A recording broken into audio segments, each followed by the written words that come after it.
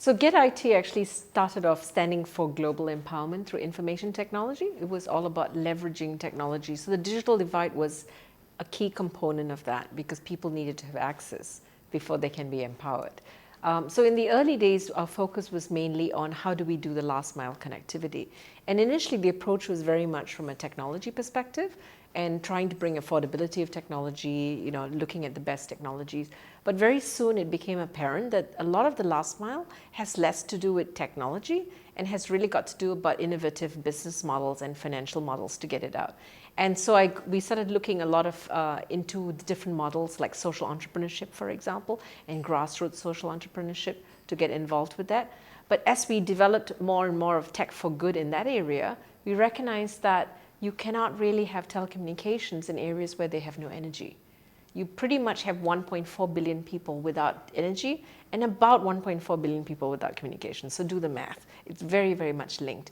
And so subsequently, we actually renamed Get It to be Green Energy Technology and Information Technology because we saw the need for the two to go hand in hand. So the company is primarily focused at both identifying areas that has sustainable green, sort of sustainable telecoms, to bring to these markets, as well as to identify people who are using innovative models.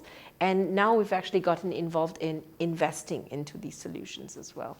In the general field, there has been greater recognition about the fact that innovation means thinking, it's not just thinking out of the box, it's coming up with new ideas, new perspectives. And you really cannot innovate when everyone's thinking alike.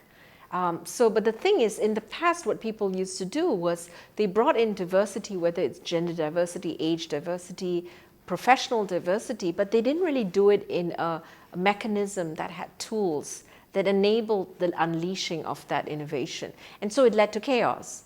And as a result of which people go like, wait, I'd rather go back to what I know and people I know. And so it ends up becoming sort of like, even Silicon Valley to a large extent is Caucasian males, for example, because they can think alike. But what has been shown is that when you do that, you pretty much have average solutions.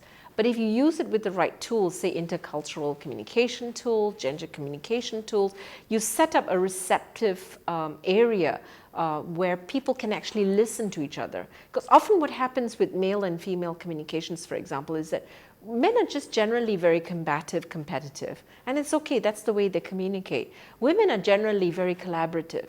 And they're always looking for commonalities. Now, when you bring the two together, it's almost like talking at cross purposes because a woman says something, the man might say, no, that's not going to work, and she's going to shut up.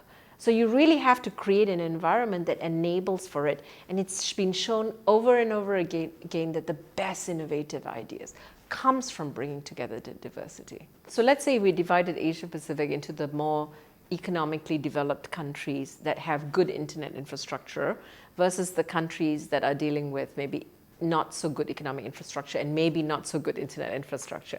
Quite different scenarios in both the cases. In the sort of emerging market areas where there's more challenges, they're still dealing with societies where women usually are seen as second-class citizens, or if they had limited money, they tend to fund their sons rather than daughters.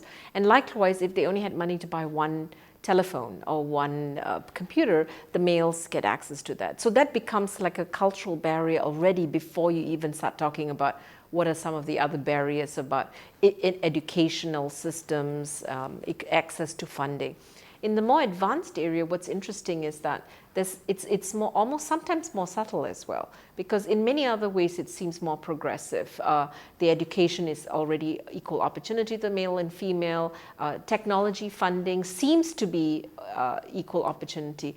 But one of the things that we found in the Silicon Valley, which I think is quite similar in Asia, is that subconsciously is that if people still look at technology as something that men have an advantage over, then subconsciously venture capitalists and others are not as impressed when a woman pitches.